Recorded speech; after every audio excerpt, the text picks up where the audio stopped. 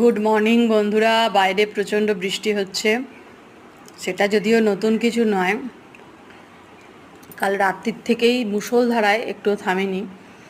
তো সকালবেলা উঠে আমি এই দেখো মুড়ি বাদাম তার সাথে দুধ চা নিয়ে বসে পড়েছি।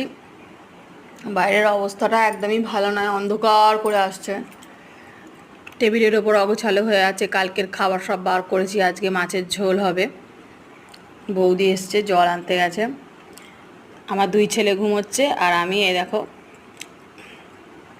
চা নিয়ে বসে পড়েছি মুড়ি নিয়ে।